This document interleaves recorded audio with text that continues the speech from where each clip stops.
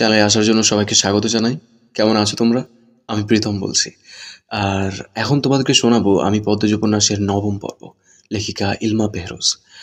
তো আগের চ্যানেলটা রিমুভ হয়ে গেছে। আ অনেক কষ্ট করে চ্যানেলটাকে মনিটাইজ করিয়েছিলাম।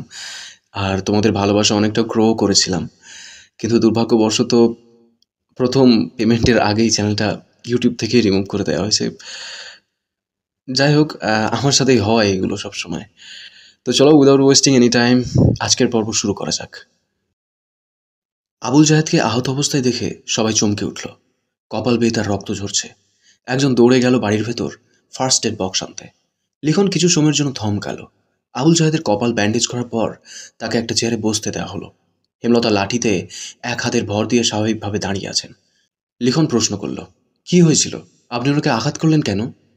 হেমলতা বললেন, এই অসভ্য লোক আজ 4 দিন ধরে মাঝরাতে এখানে ঘুরঘুর করে।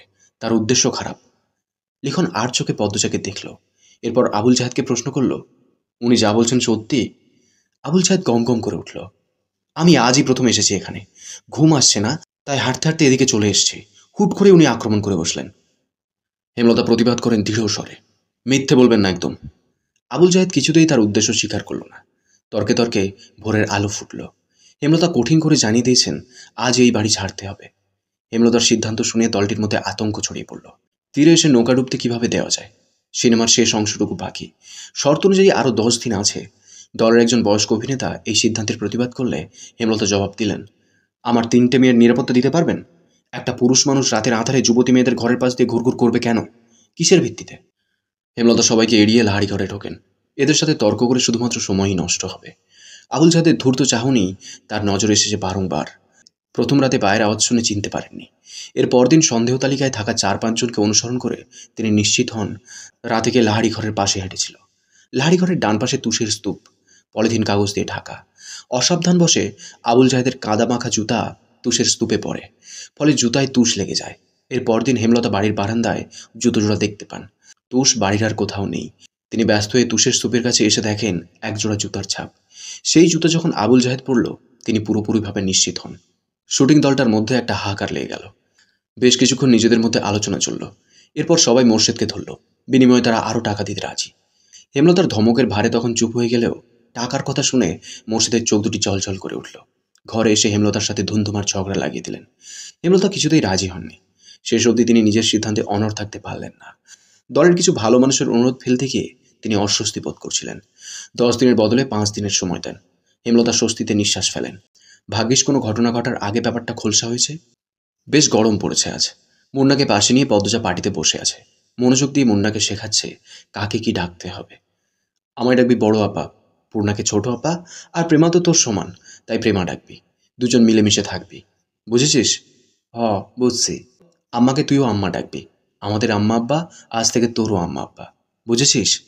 মুন্না বিজ্ঞ স্বরে বলল, হ, বুঝছি। হেমলতা রান্না রেখে উঠে আসেন। মুন্নাকে বলেন, শুদ্ধ ভাষায় কথা বলবি, তোর পদ্ম আপা যেভাবে বলে। কই আমনে? পদ্মজা বলল, কই আমনে না, বল। আচ্ছা, বলবো। মুন্না বাধ্যের মতো হেসে বলল, আচ্ছা, বলবো। হেমলতা হেসে চলে যান। পূর্ণা রুম থেকে মুন্নাকে ডাকলো, মুন্না রে। হ ছুটু আপা। পদ্মজা মুন্নার গালে আলতো করে থাপ্পড় দিয়ে বলল, বল জি ছোট আপা। মুন্না পদ্মজার মতো করেই বলল, জি ছোট আপা। পদ্মজা হাসল। পূর্ণা মৃদু হেসে বলল, তোর নাম পাল্টাতে হবে। আমি তোর নতুন নাম রেখেছি। কে রে? নাম পাল্টাই দাম কে রে? পদ্মজা কিছু বলার আগে মুন্না প্রশ্ন করল, আচ্ছা, এই কথাটা কেমনে কইতাম? পদ্মজা হেসে কপাল চাপড়ায়, এই ছেলে তো আঞ্চলিক ভাষায় বুঁদ হয়ে আছে।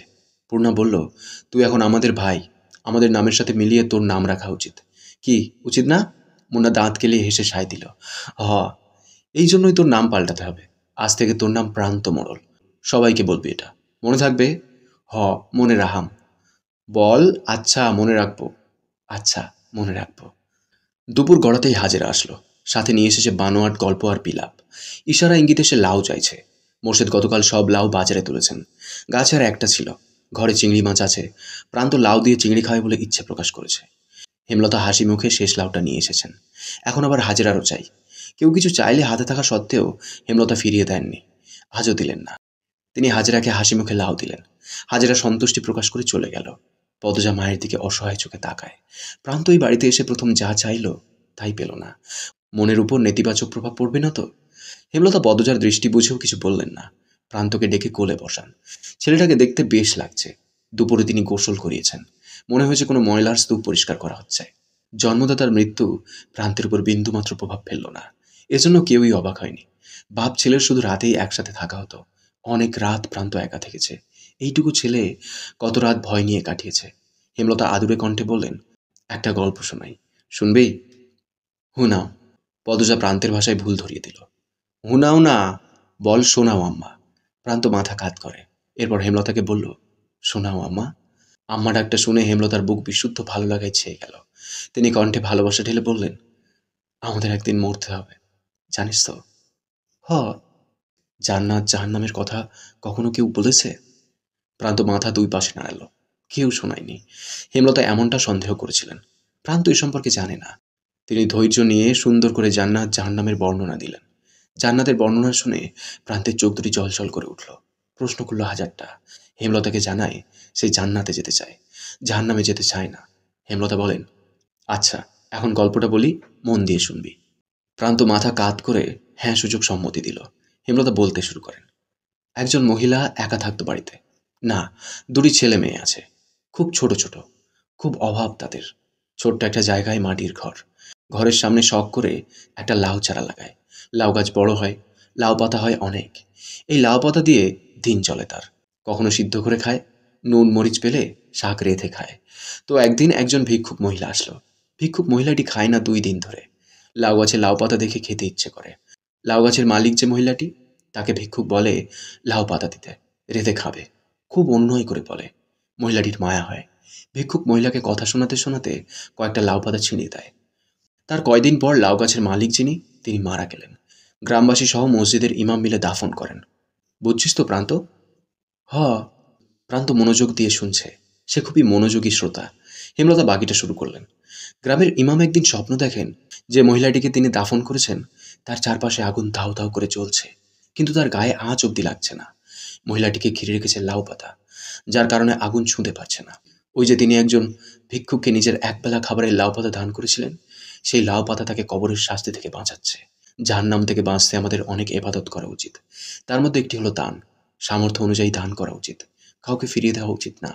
বোঝা গেছে? হ, বুঝছি। আমি দান করাম। করবি। অনেক বড় হবি জীবনে, আর অনেক দান খয়রাত করবি। আচ্ছা প্রান্ত, এখন যদি কোনো অভাবী এসে বলে তোর লাউটা দিতে, তুই কি করবি? প্রান্ত গম্ভীর হয়ে ভাবে। এরপর বলল, দিয়া দিয়াম। একটু আগে একজন মহিলা আসছিল না, দেখেছিস তো? দেখছি। সে খুব গরিব, বাড়িতে বাচ্চা আছে ছোট। এসে বলল লাউ দিতে, তাই তোর লাউটা দিয়ে দিয়েছি। এজন্য কি তোর মন খারাপ হবে? লাউটা তুমি দিছো, তাহলে তোমার আগুন থেকে বাঁচাইবো লাউটা?